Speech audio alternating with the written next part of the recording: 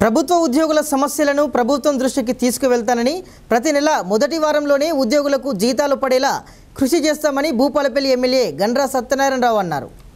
Bhupalpally TNGO భవన్లో TNGO standing council సమావేశం జరిగింది. ఈ సమావేశానికి భూపాలపల్లి జిల్లా కలెక్టర్ భవేష్ మిశ్రా, ఎమ్మెల్యే గండ్ర సత్యనారాయణరావు ముఖ్య అతిథులుగా హాజరయ్యారు. ఈ సందర్భంగా ఎమ్మెల్యేను ఉద్యోగులు గజమాలతో సన్మానించి శాల్వా కప్పి శుభాకాంక్షలు తెలిపారు. అనంతరం ఉద్యోగ సంఘం నాయకులు ఎమ్మెల్యే గండ్ర సత్యనారాయణరావు పాల్గొని మాట్లాడారు.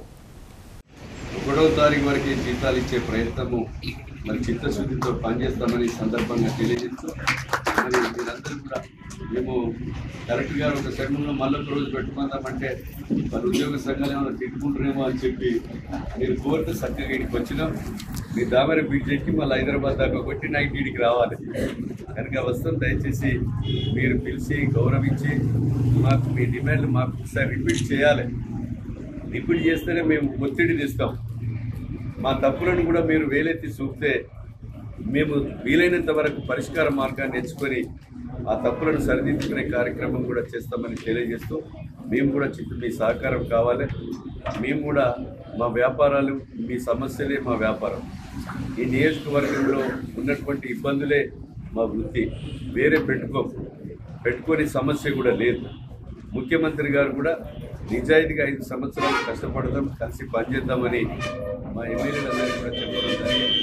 ఆ దిశలో మేమంతా కూడా కష్టపడతాం, మీకు తోడుగా ఉంటామని తెలియజేసి అవకాశం ఇచ్చినటువంటి మరి ఉద్యోగ సంఘాల నాయకులకు మీకు అందరికీ కూడా పేరు మ్యానుఫ్యాక్చర్లో 1వ తారీఖు జీతం రావడం అనేది దురదృష్టకరం.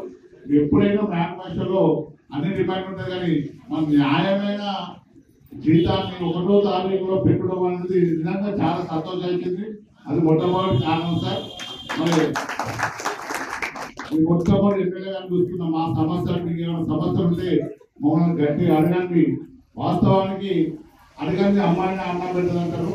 ఒక చంటి పిల్లవాడు ఏడిస్తే ఆ అమ్మకి ఏం అర్థమవుతుంది?